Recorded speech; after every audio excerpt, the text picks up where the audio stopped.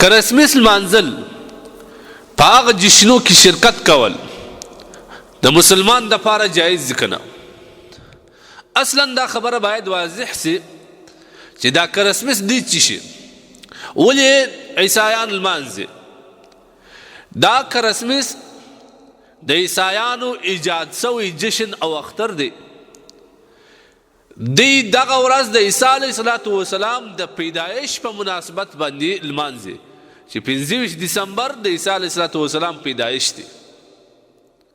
نو په دې لمانځلو کې هغه بې حیایي، هغه اسرافونه، د الله نافرمانی چې حد نه لري، شراب، کباب، بې حیایي، بې ستري، په دې باندې د خپل نبي کال دی لمانځي.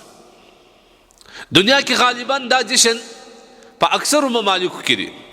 د نوي کال د جنوري د اول تاریخ پورې دا لمانځل کېږي، باقاعده په دې باندې رخصتي وي، چټیانې وي. یو خبره خدا کوم چې عیسایان په خپله باندې دا ورځ لمانځي، دا ورځ په دې مناسبت باندې لمانځي چې دا زموږ د نبي د پیدایش ورځ ده. اول خو باید د دې څه دا پوښتنه وشي چې آیا د یو سالار، د یو نبي، د الله سبحانه وتعالی ته د یو محبوب پیغمبر، د صاحب الوحی د پیدایش ورځ په داسې حالت کې لمانځل، په دغه بې حیایي باندې لمانځل، په دغه عریاني و فاحشي و شراب و کباب لمانځل، دا اهل کتاب عیسایان ته په خپله جایز دي که نه؟ قرآن کې الله وایي یا اهل الکتاب، اهل کتاب ته الله خطاب کوي لا تغلو فی دینکم، په خپل دین کې د حد زیادتی مه کوئ، ناحقه زیادتی مه کوئ، غیر حق، او د هغه قوم د خواهشاتو پیروي مه کوئ. الله پاک جل جلاله دې ته دا خطاب کوي چې دغه زیادتی په دین کې مه کوئ. تاسو ولې کوئ؟ دا د دې دپاره کله راوایشتي. بیا د نبي ورځ خلک په داسې مناسبت لمانځي، په داسې بې حیایي و فحشي و عریاني باندې لمانځي. دویم دا مسلمانه تا ته څه پکار؟ ته څه کوې چې د بل په جشنو کې شرکت کوې؟ اول خدا چې مسلمان ته د دې لمانځل قطعا جایز نه دي. په داسې جشنو کې شرکت کول، په داسې خوشحالي و اخترو کې د مسلمان دپاره د دوی سره شرکت کول د دوی سخت زیاتېږي، د دوی جماعت په تا ډېرېږي. دا جشنونه، دغه اختران یا د دوی د خوشحالۍ ورځ د دوی د مذهب دی. په دې کې هغه کسان شرکت کوي چې د دوی مذهبیان وي، د دوی پر لاره روان وي. تو خو الحمدلله مسلمان یې، ستا لارښود خو محمد رسول الله دی، ستا دین خو اسلام دی، الحمدلله ستا تګلاره خو قرآن ده. ته ولې د نورو صفونه ورغټې؟ ته ولې خلکو ته دا ګمان وراسې چې ته هم عیسایي یې؟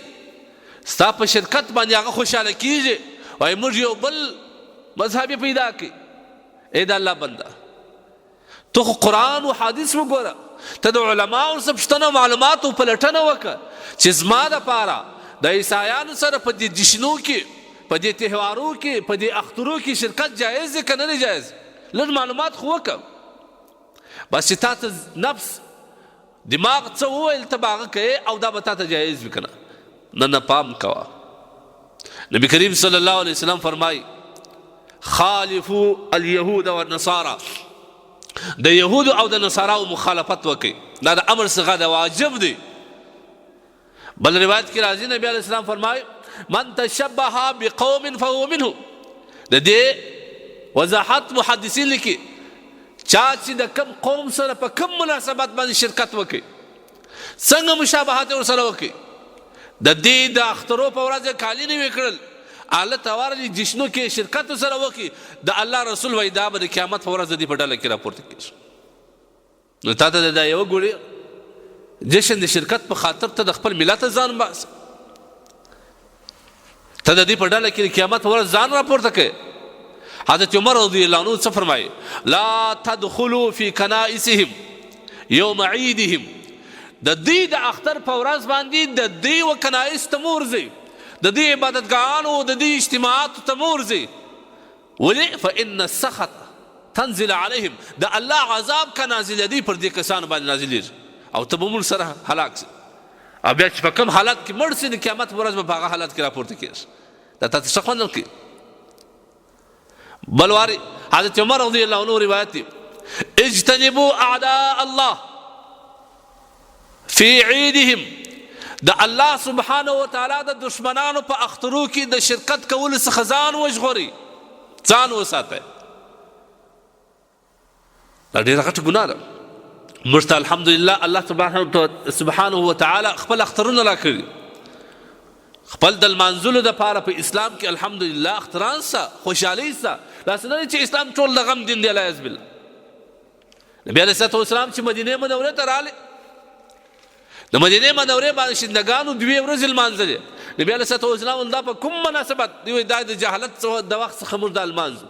نبي علیه السلام وایي الله د نور څخه ستاسو دا ورځې بدلې کړې، یوه یې د کوچني اختر ورځ درکړه، یوه یې د لوی اختر ورځ. په دې کې خوشحالي وکړه، په دې کې څه خورې هغه وخوره. ځکه حدیث دی دا ورځې د خوراک او د څښاک ورځې دي، دا د خوشحالۍ ورځې دي ویل منځه. لیکن د نور په خوشحالۍ ته څه کار؟ اوس خو دا زمانه دومره مخته ولاړ، کوم کسان چې د عیسایانو په اتباع کې څونه مخته وي هغه به ماډرن وي، څونه چې د عیسایانو په اتباع کې د هغوی په مشابهات کې مخته وي هغوی به عزتمن علیاذ بالله د دوی په نیز باندې.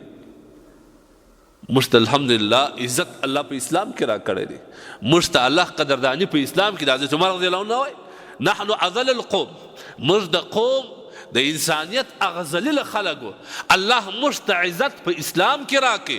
کله چې موږ د ځان عزت د اسلام نه علاوه د نورو په عاداتو کې وینو، د نورو په رواجو کې وینو، الله به بیا موږ ذلیله کوي. لہذا محترمو حکم داری چې په دې ورځ د عیسایانو سره مشابهت کول او جایز بلل، عقیدوي شرکت کول، دا د کفر ذریعه، دا سړی کافر کیږي په دې. او که جواز نه وبولي د هغه صورت کېږي ګناه کبیره د حرام دی.